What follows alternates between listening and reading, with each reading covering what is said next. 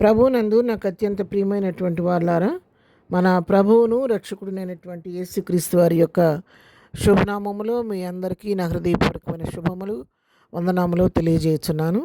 ఉదయకాల సమయంలో దేవుని వాక్యాన్ని ధ్యానం చేసుకుందాము.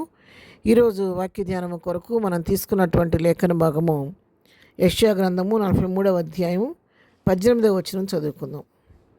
మునుపటి వాటిని జ్ఞాపకం చేసుకొనకుడి, పూర్వకాలపు సంగతులను తలంచుకొనకుడి. ఆమెన్. దేవుని నామునకు మహిమ కలుగునుగాక.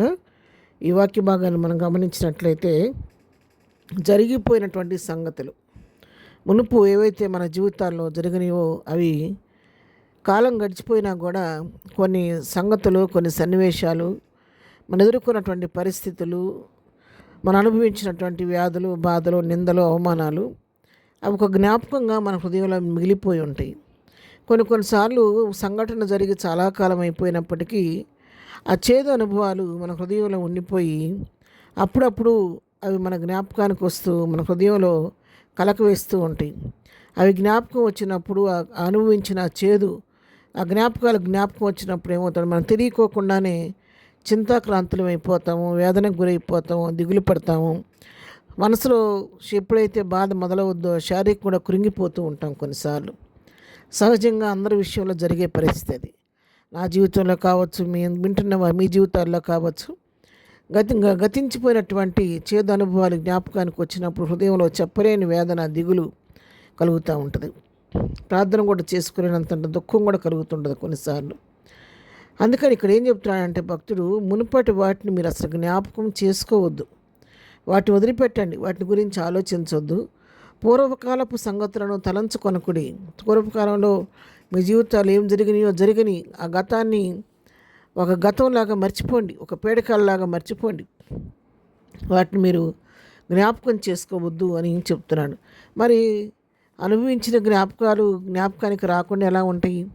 వాటిని జ్ఞాపకం చేసుకోకుండా ఎట్లా ఉంటాయి? మరి అవి జ్ఞాపకం చేసుకోకుండా ఏం చేయాలి అనే దాని గురించి మనం ఆలోచించినట్లయితే, వాటిని జ్ఞాపకం చేసుకుంటే మనకు కలిగేది దుఃఖము, వేదన, బాధ తప్ప ఏమీ లేదు. పోయిన దాన్ని తిరిగి పొందుకోలేము, ఆ సమస్యని పరిష్కరించుకోలేము. కాబట్టి ఏం చేయమంటున్నాడంటే, వాటిని జ్ఞాపకం చేసుకోకుండా, ఇదిగో నేను ఒక నూతన క్రియ చేయుచున్నాను, ఇప్పుడే అది మొలుచును, మీరు దానిని ఆలోచింపరా అంటున్నాడు, ప్రశ్నిస్తున్నాడు.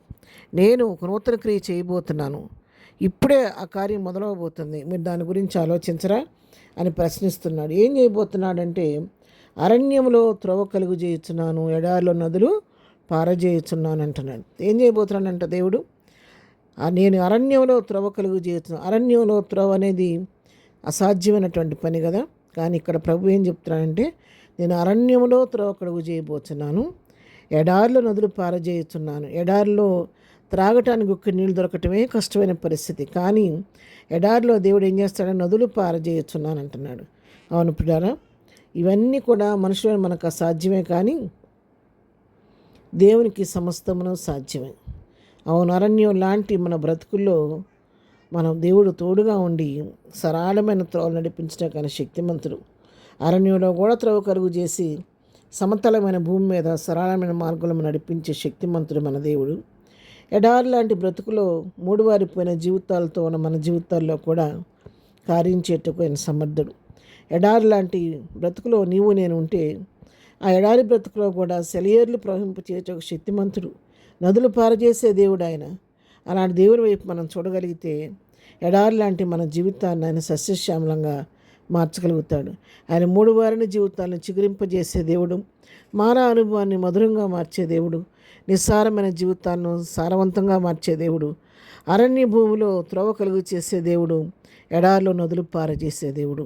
ఉదయకాలం వాక్యం వింటున్నటువంటి పిల్లారా, నీతో నాతో వాక్యం మాట్లాడుతుండగా అపోస్తలుడు పౌలు చెప్తున్నాడు, నేను ఒకటి చేయుచున్నాను, వెనుకున్నవన్నీ మరచి ముందున్న వాటికై వేగిరపడచ్చు, క్రీస్తు యేసు దేవుని ఉన్నతమైన పిలుపున కలుగు బహుమానం పొందవలనని గురి యొద్దకే పరిగెత్తుచున్నా అన్నాడు.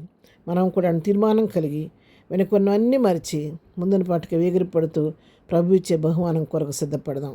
ప్రార్థన. ప్రేమగల తండ్రి, పరిశుద్ధాన్ని పాదమున కొందనాలు. ఉదయకాలం మాకు ఇచ్చిన శ్రేష్టమైన వాక్య భాగాన్ని బట్టి నీకు కొందనాలు.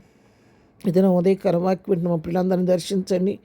ఎవరైతే ప్రభు గత జ్ఞాపకాలతో మరి ఆ చేదు అనుభవాలు జ్ఞాపకం చేసుకుంటూ నలిగిపోతూ వేదంతున్నారు. ఆ హృదయాలకైన గాయాలన్నీ మాన్పించండి నాయన. వెనుకున్నవన్నీ మరిచి ముందున్న వాటికే నువ్వు చేయబోయే కార్యం కొరకు ఎదురు చూసే కృప దయచేయండి. నువ్వు అరణ్యంలో త్రోవ కలుగు చేసే దేవుడు ఎడారులను నదులుపారు చేసేదని నమ్మి నీ వైపు చూస్తే విశ్వాసంతో ముందుకు సాగిపోయే కృప మాకందరికీ దయచేయండి. ఇదనే మేము చేయి పని పట్ల రాకపోకలో క్షేమం దయచేయండి. బర్త్డే మ్యారేజ్ చేసిన బిడ్డలను దీవించి ఆశీర్దించండి.